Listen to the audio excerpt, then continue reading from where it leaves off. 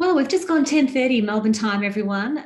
Some of you are dialing in much earlier because you're overseas or you're interstate. From Melbourne here in Victoria. Uh, yes, someone's just said a massive amount of certificates. Yes, that's every certificate I've ever earned since I started coaching. So yeah, anything. My team actually did that for me. Actually, put everything on the wall: certificates of registration, my original training and assessment certificate. So it's a bit of a montage to my coaching career. So yeah.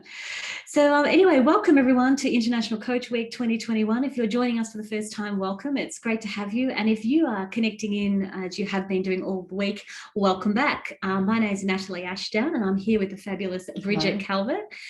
Bridget is our Learning and Development Manager for Open Door Coaching, and most of you on the line, I think, will have had some interaction with Bridget in doing your work for your certificate in workplace and business coaching. We always joke, Bridget, people say, "Oh, are you a robot?" because you answer questions late at night and things like that. But no, she is real, like in poker, and she is real. So yeah. So, and it's also wonderful to welcome our partners for the conference, Synergy Global, and Heather Jane Gray to the line as well. So today in this session, we've got 45 minutes together. We're going to have a bit of fun. Actually, we're going to be drawing on our wealth of knowledge and experience in coaching to generate some coaching questions together, which I think will be a lot of fun. And we're thinking about where are we now? So when we think about the year that we've all had as coaches and as leaders, as parents, as individuals, whatever our roles are, where are we now? We're forming, storming, norming, performing. What's happening in our workplaces, and how does coaching actually assist that? So before we begin, I'd just like to acknowledge the traditional owners and the custodians on the lands on which we are meeting today, and their continuing connection to the land and the waters and the communities of Australia. And we pay our respects to them and to their elders, past, present, and emerging, and to any Indigenous people that might be joining us from all around the world as well. So our agenda for today, we've got just a short time together. We are going to be taking a look at Bruce Tuckman's stages of group development. So we're going to use Tuckman's model, forming, storming, norming, performing, and adjourning as our conversation piece today. And there it is there, the stages of group development. We're going to talk about what does that model actually mean to change? What does it mean to how we're leading change, how we're coaching people through change in our workplaces right here today? So, you know, with everything we do here at Open Door, we want to keep it real, we want to keep it practical. So if you'd like to interact with us, please pop a message into the chat box. Just send that message to panelists and attendees when you select it. And we can, we'll generate these ideas together about what does this model mean to how we coach people through change in our workplace. And how do we use the model for coaching? So this is something I'm quite excited about, is actually to be using the model for coaching as we go along. Now, if you're interested in collecting your professional development points, we are offering all of these webinars free of charge. And at the end of the session, I'll actually drop a link into the chat box, and you can download the CCU certificate, so your ICF professional development points. Or if you can't do that, don't worry, I'll let you screenshot it as well. So you've got plenty of opportunity to make sure that you get that professional development point. So let's talk about Tuckman's stages of group development and team development. And, I really feel Tuckman is an oldie but a goodie, and I've been thinking a lot about the models we use, and some of them are actually quite old, they've been around for quite some time. But that's no reason to actually throw them out. Tuckman, would you believe, actually developed this model and released this model. I think it was originally in the Harvard Business Review back in 1965. Wow. 1965. Yeah. Now, what's interesting about 1965, it was the time of the Vietnam War and Rolling Thunder. The Rolling Stones had just released I Can't Get No Satisfaction. Some of you might remember that. It was a time of really, really significant change. So the Vietnam War was happening. There was a lot of protests going on. It was a significant significant time of change. The Sound of Music actually first got released as well. So it was a time of significant change. And I'm thinking about the time back then. I wasn't born, but neither was I. Neither was Bridge. But, you know, sometimes I think these models get released into it. You think, well, oh, Tuckman, you know, it's an old model. Who cares about Tuckman? You know, how's that relevant to today and as leaders today and as coaches leading change? But back then in 1965 was a very, very significant time of change as well. So the model was released at a significant time in change. And that's why I think it's still relevant to how we actually coach today. And that's our conversation for today, everyone. So feel free to jump in and let me know what you think. Personally, I love the old models that stand the test of time as well. There's lots of change models available on the market. There's lots of training and coaching you can do in the different change models. And I've got, you know, the favorites that we bring to the coaching that we're doing. So he introduced the stages of team development: forming, storming, norming, and performing. And then after a little bit of criticism and a couple of years later, he actually introduced adjourning as well, which I always have difficulty saying that word, but I'm doing okay today. So here are the stages of the team development. So what are we going to notice in each of these stages? And then together, what we will do is actually, so with these models, great models, but how do we use them for coaching? That's really the question we're asking. How do we take these models, turn them into something we can use for coaching? So that's what we're going to be doing together. And thanks, Louise. She says she uses the model to start some healthy discussions in workshops. Simple, easy to follow, well known. I agree with you. People can actually go forming, storming, norming. What's that last one? So yeah, and performing. Yeah. So here are the characteristics when a team is forming. And they're going through change. They're working out, well, who's who, what do we need to do? There's some power, some dependency setups. It's a bit unknown at this point. How we feel and what we're going through in terms of nervousness or what's happening with the team is not disclosed yet because I don't know you that well. Need to trust you. And the contribution I need to make is not quite clear at the moment. So it sounds like it's an area where you step into thinking about your environment and the people around you. What's going on physically, what's going on environmentally, and taking that all on to determine how do we form. Yeah, absolutely. Now, what's really interesting here is I like to think about Tuckman's model for established teams as well. So if you think about it, for established teams, if you've got a new person or a couple of new people coming into an established team, there's some forming that's got to go on. We kind of got to make those adjustments to bring that new person on board.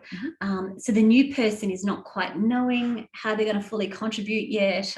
They're going through that process. So I also like to think about it if we're going through a significant change process as well. So we've got an established team, but we're going through a significant change process. For example, what we experienced last year, we go back into forming, we go back into working out who are we as a team, what is this going to look like? And I'm sure you'll agree, Bridge, we saw this a lot in the executive coaching last year where people were going, working from home, what does that mean?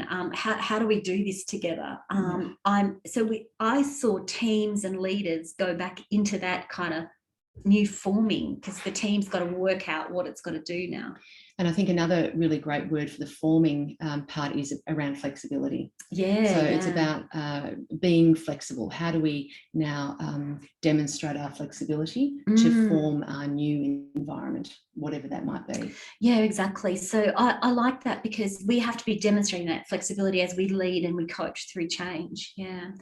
And the other thing, so the way you can think about using this model is not just, oh, well, we've got a new team, let's apply it to a new team, but also how do we apply it to the different change environments or the different change circumstances we've got going on that are affecting the team, working from home, bringing new team members on board. Maybe team members left the team last year. We're going to do some new forming there as well. So interesting way of thinking about it. Then the teams, as Tuckman will say, the stages of their team development will move into a storming phase.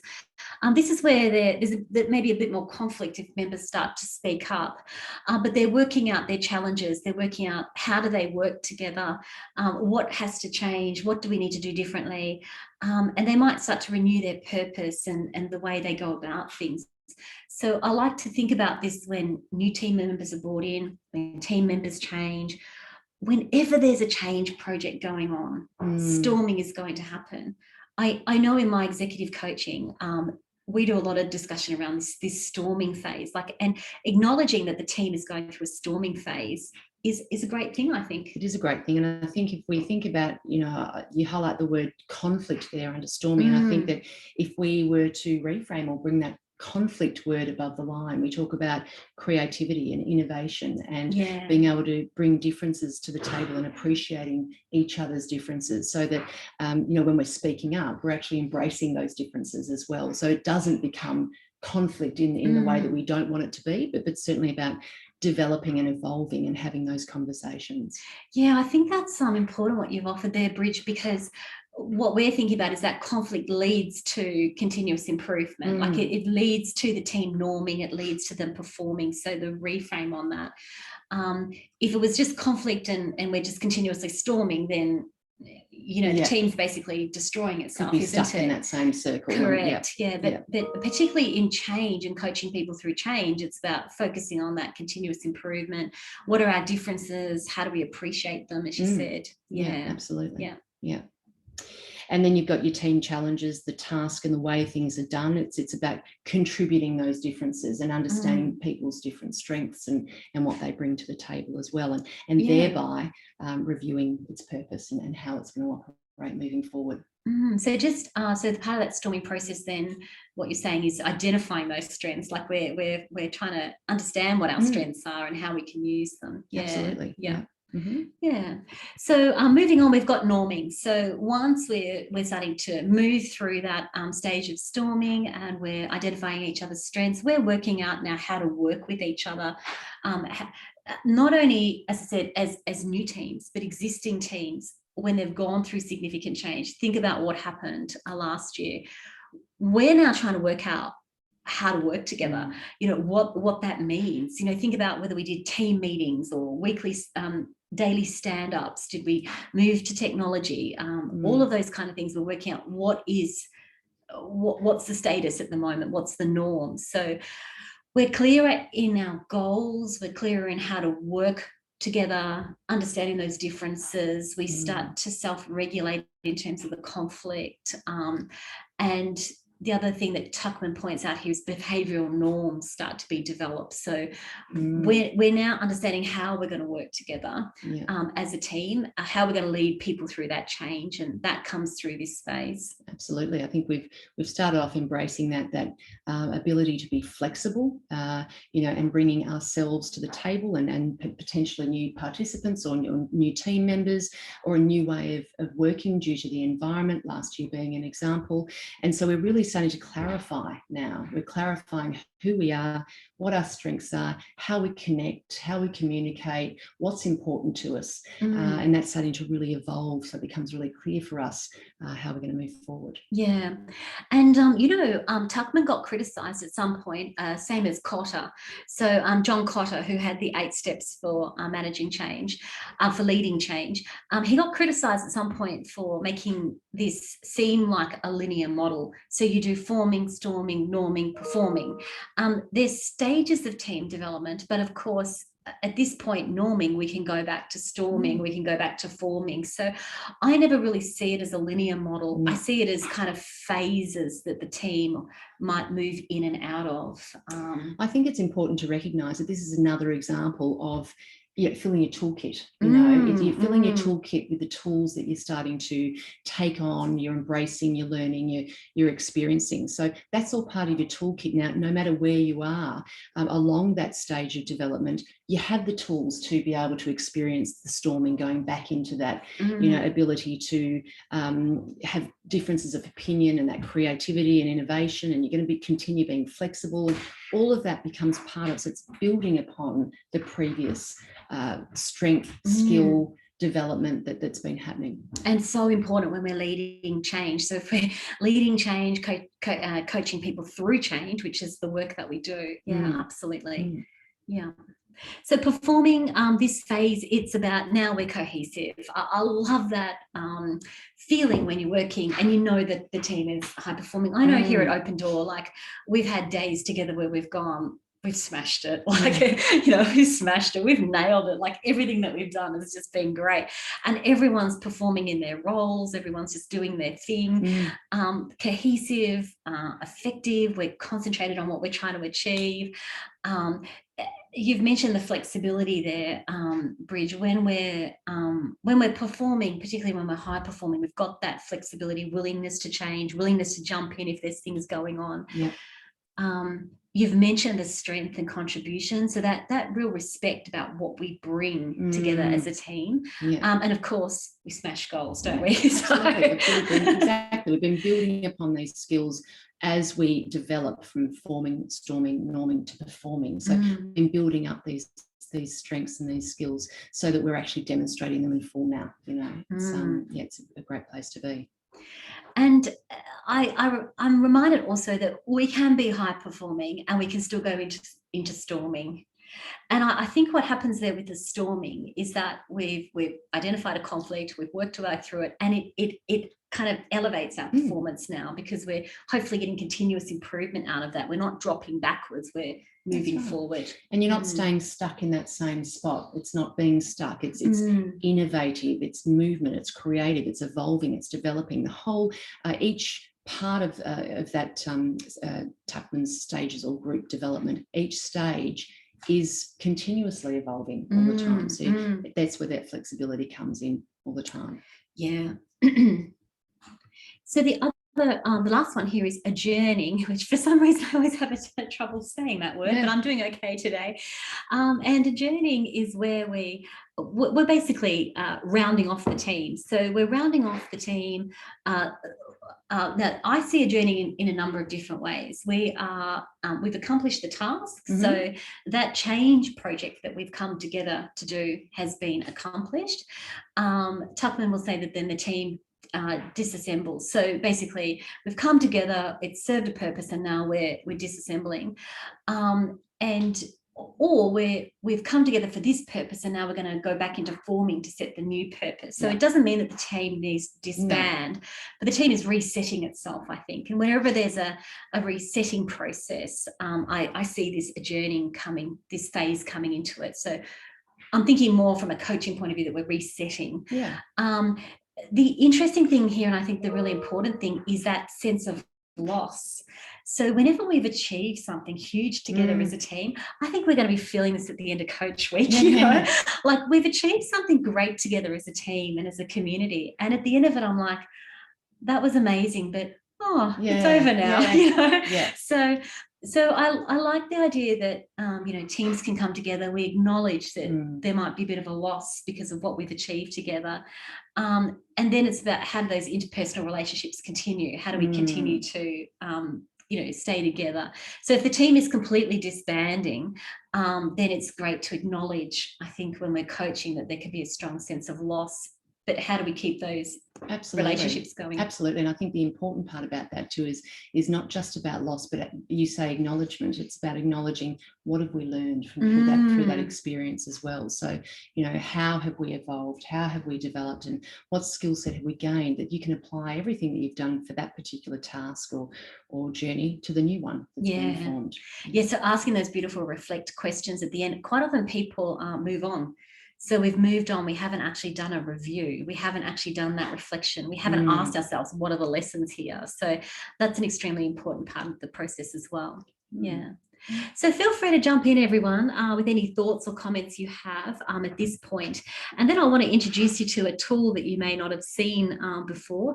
I'm going to pop a link into the chat box, because what we're interested in doing now together is let's generate some questions together. So if a team was in a forming phase, a storming phase, norming, performing, or adjourning, what kind of questions would we ask them? Because that's what we want to do from a coaching point of view. We want to be able to take the team, we want to be able to work with the team, ask them, we want to recognize the phases that they're in at the moment, and then ask them good coaching questions to nudge them forward into the next phase. But we're always trying to nudge them forward to high performance. So that's what we're thinking about. But any comments or questions before we keep moving?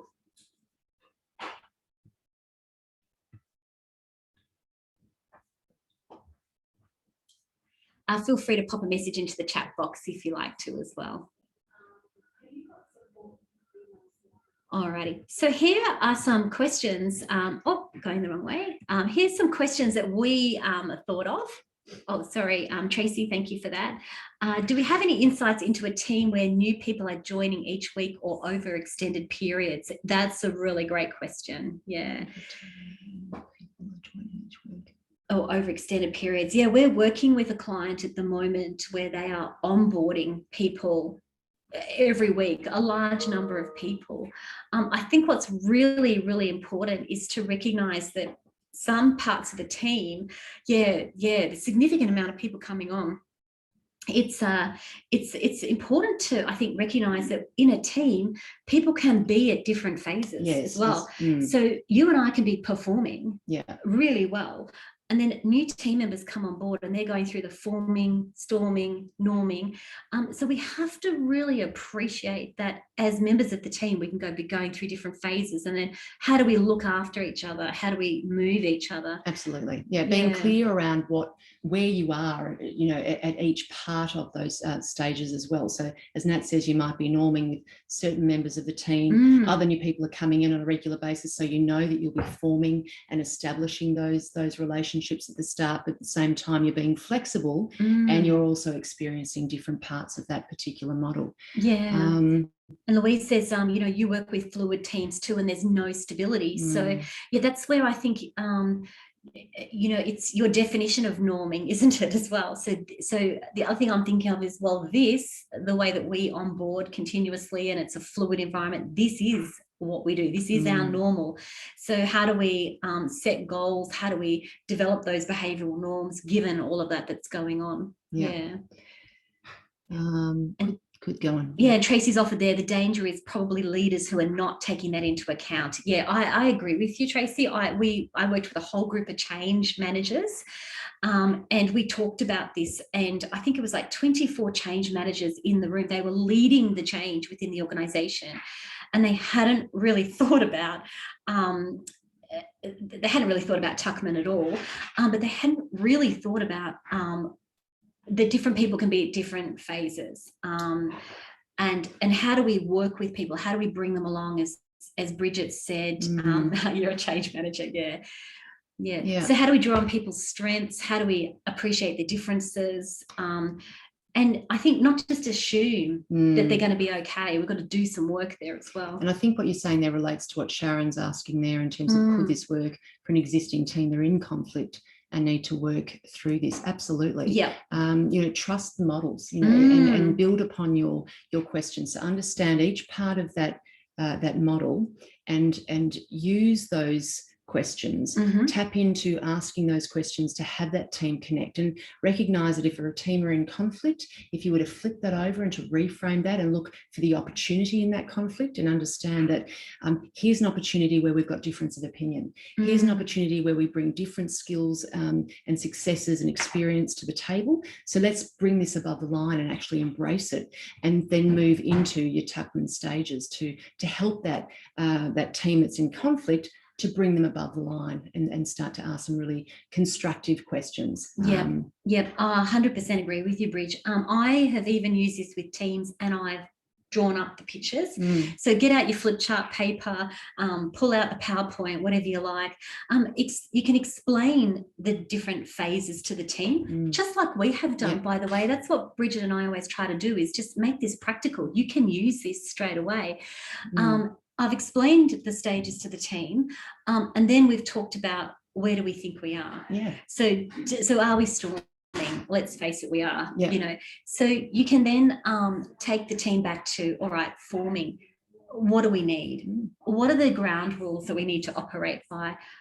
What are the ground rules we need even to have this conversation, right? That we're going to listen to each other, that we're not going to cut each other off, that kind of thing. And then we can start talking about, well, what does it look like to be a high-performing team?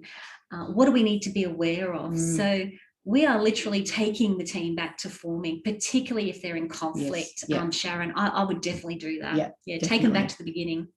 So by the time you've actually set those ground rules and you've actually created that, what's it going to look like? How's it going to be? What do we need to be aware of? When you set those ground rules and you go into storming, what might have been conflict from below the line perspective previously, you've now set up the scene to bring that conflict above the line so that you can start to be creative and innovative and appreciate each other's skill sets and what they bring to the table to work proactively. Yeah, and of course, so for those of you that aren't familiar, in our certificate 4 in workplace and business coaching, we have a whole module on reframing and bringing teams above the line as well. So for those of you that have done your Cert 4, pop back into those modules and take a look at how we can use above the line, below the line there as well. A flip chart, a line across the middle, talking about what does below the line look like, what do we really want, what does above the line look like. Great opportunity. So the kind of questions we might ask in this storming phase, what's happening now? What are the challenges? So let's discuss what the challenges are. Let's discuss what do we need to communicate? How do we need to give each other feedback? Now, that's a difficult thing. I'm thinking about psychological safety here. So we need to make some ground rules that we can give each other feedback without beating each other up. It's got to be done in a positive way. As you said, Bridget, in an above the line way.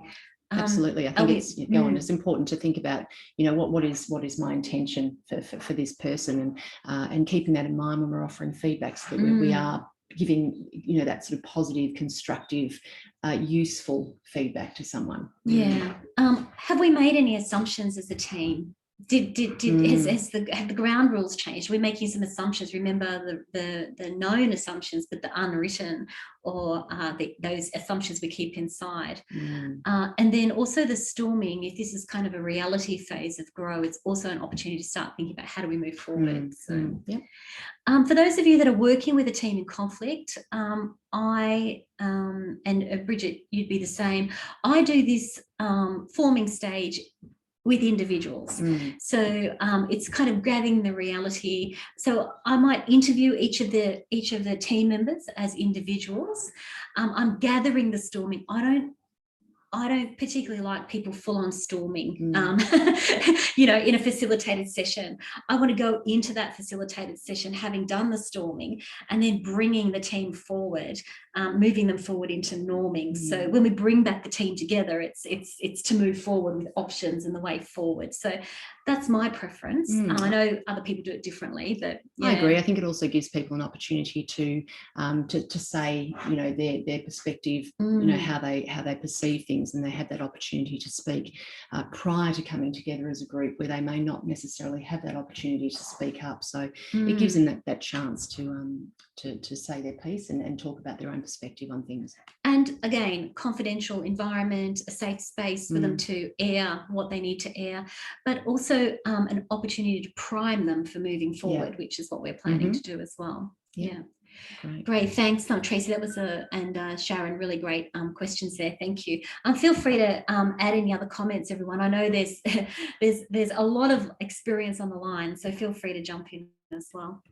So when we're thinking about norming, we're going to be asking questions, on a weekly basis, at our catch-ups, whatever they might be. How are we going? What's going well? Where do we need to improve? One of my favorite questions: what's diverting our attention unnecessarily? I've even been known to say, you know what, this is diverting my attention unnecessarily. Let's do something about that. What are we going to do? What are our options? So so we're really figuring out, what are our achievements? How do we build on our success? Those kind of questions. So it's a really well-rounded, what's happening in our environment? What's going on now?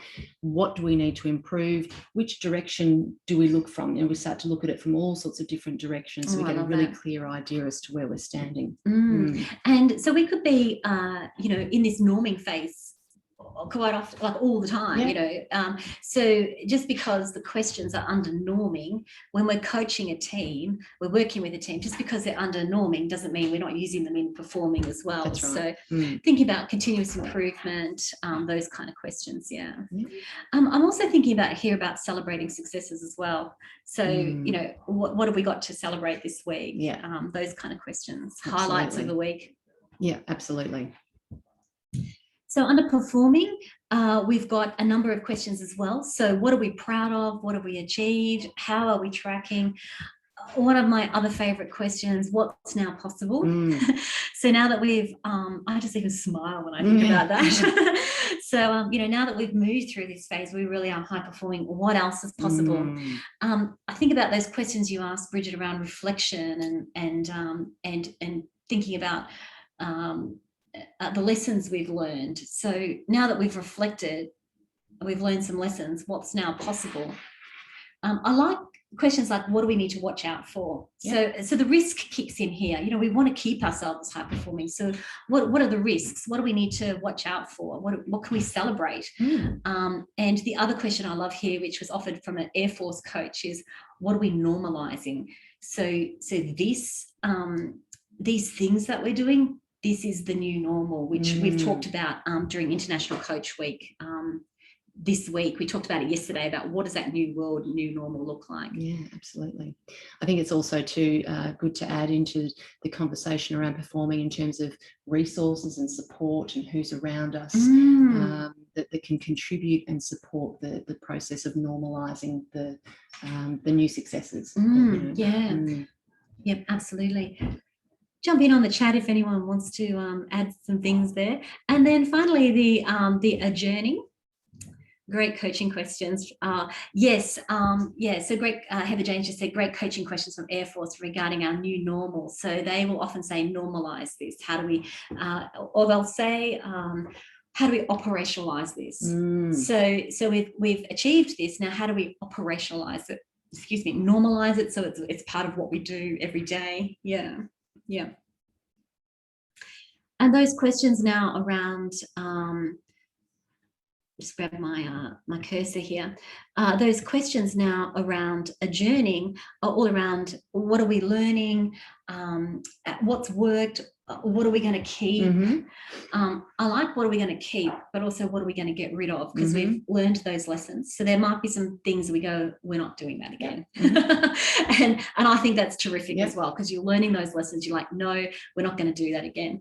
How do we move forward? What continuous opportunities have we got? And then the other good thing from a change management point of view, and the change managers on the line, you can kick in with this as well, is how do we transfer the skills now? So we've got new people, onboarding them continuously. How do we take what we've learned and transfer those skills to the new people to bring them on board nice and quickly as well? Yeah, absolutely. And looking for new opportunities. Yeah, so they're the kind of, now this is just a set of questions that we came up with.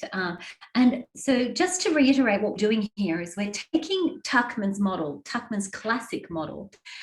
But Tuckman's model was never a coaching model. It was a description of the stages of team development. So what we've done now is we've gone, okay, so what? If we identify that a team is in forming, norming, wherever they might be, how do we coach a person? How do we coach the team through that?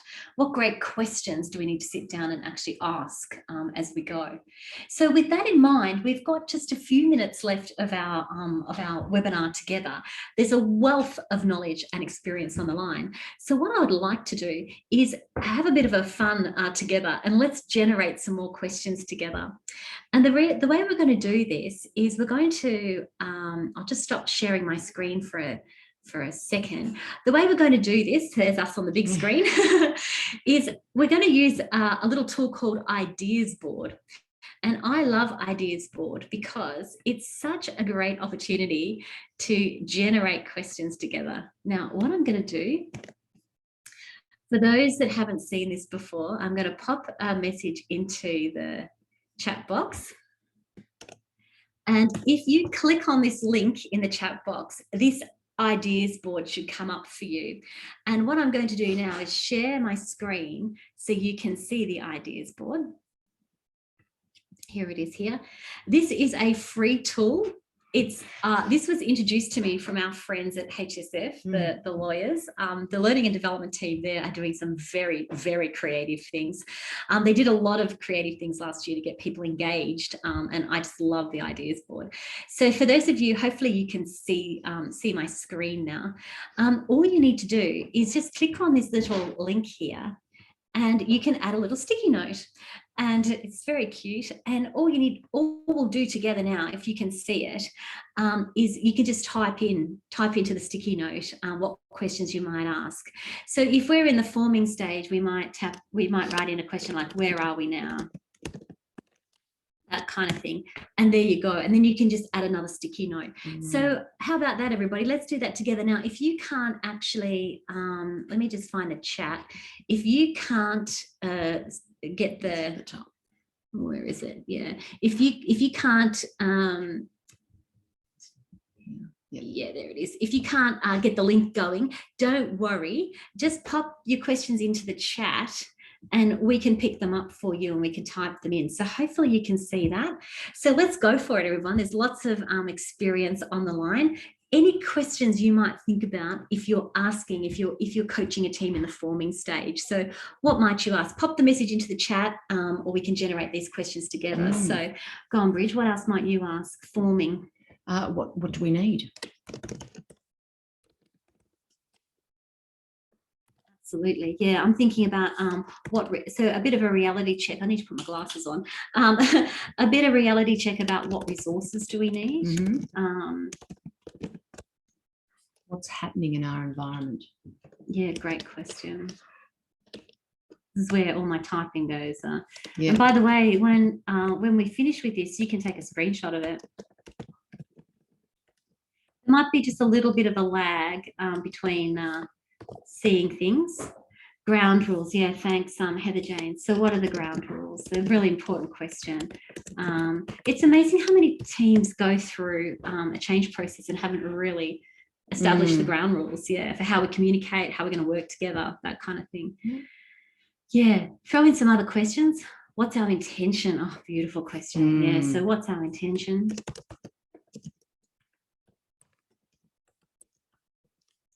I'm thinking about, Air Force talking yesterday about how does this relate to the strategic intent as well. So how is what we are doing related to the strategic intent?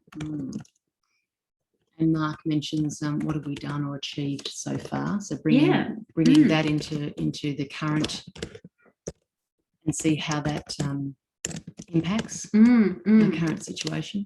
Yeah, great. And I can see other people are typing in now. That's good. Yeah, so keep you can add the sticky note in. We can do this together. Yeah. So how's what we're doing related to the strategic intent? What resources do we have already that we need to optimize? Love that. What have we done so far to achieve? Yeah, great. Be intentional about the planning when the team member enters the cycle to understand the timing of their journey through the phases to understand behavior. Thank you, Tracy. Yeah, it's really, really important. Now, I'm pretty sure I can cut and paste that comment. Let's see if I can do that. No, I got the idea. I will. So around the journey of each team member and how that links and how it connects to each other and how it links to what you're trying to achieve. Yeah. So where are, I'm thinking of a question like, where are we? Where are each of us? In the journey. Yeah. Great. What a privilege. What a privilege in International Coach Week to have all these coaches on the line and we're doing this together. So, yeah, and Heather Jane says, begin with the end of the mind. What are we here to achieve? How are people feeling? Yeah, so they're really good questions as well. Thank you. All right, let's move on. I'll pop that one in as well, and we'll just move on quickly. Here we go. Let's have a look at storming. So what kind of questions might you ask if we're in the storming phase? So I think, this is about looking at things from different perspectives too. So where are you standing or what do you see? What's your perspective? What do you bring? Yeah. You know, how do we build upon what we've achieved?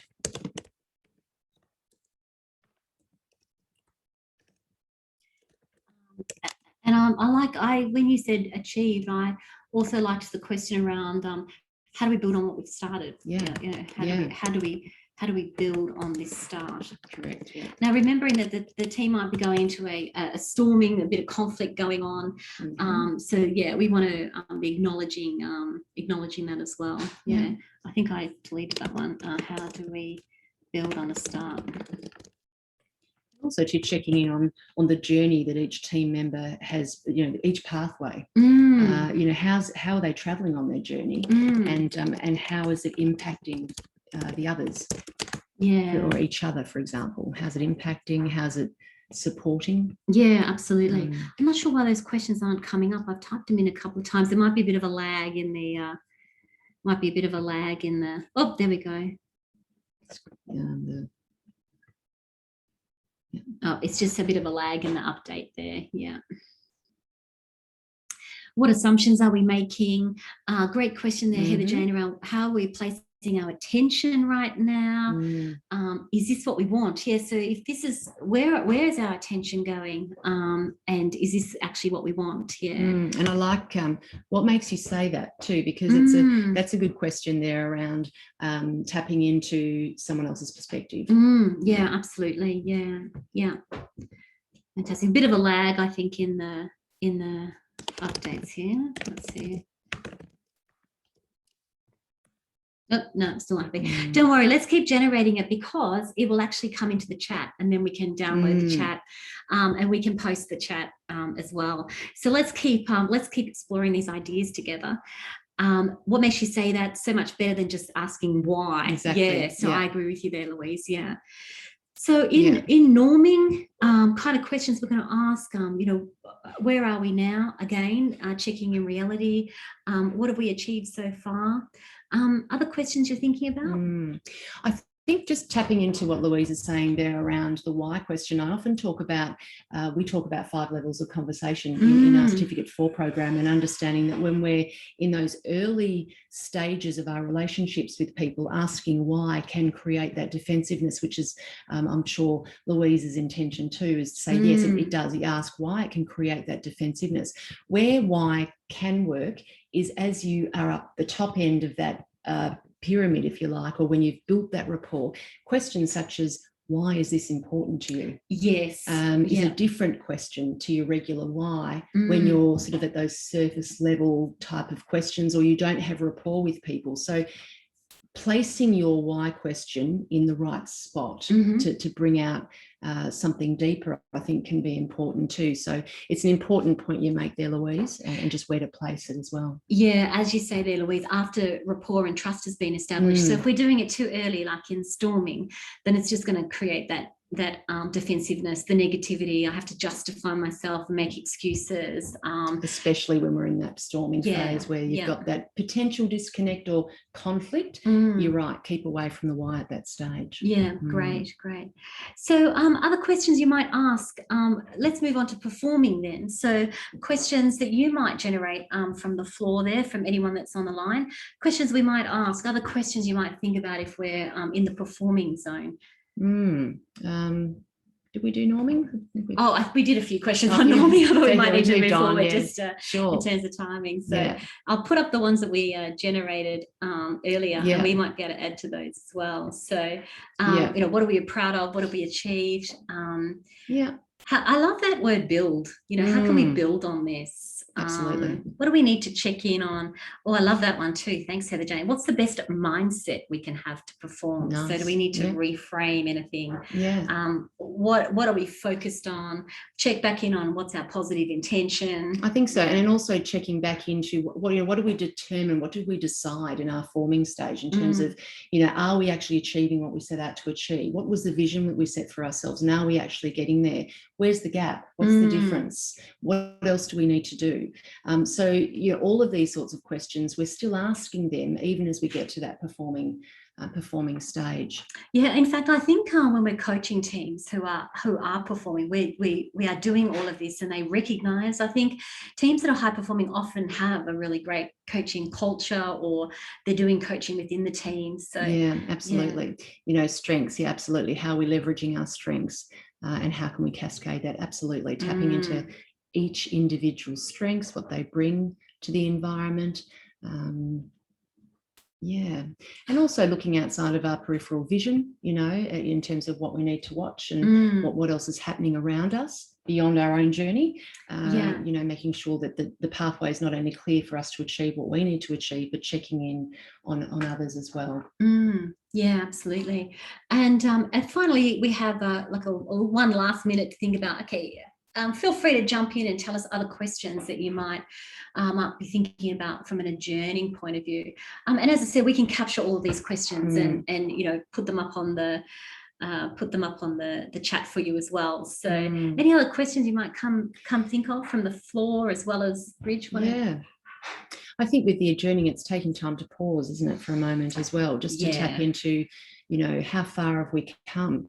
What have we learned? And being able to reflect on all the great things that have happened since you started this journey from day one up to where you are right now, and tapping into the successes and the wins and also the things that you might change, and looking for new opportunities through that experience. Yeah, I think that's a great one too. So how have what we achieved so far enable new opportunities? Yeah, I love that one as well.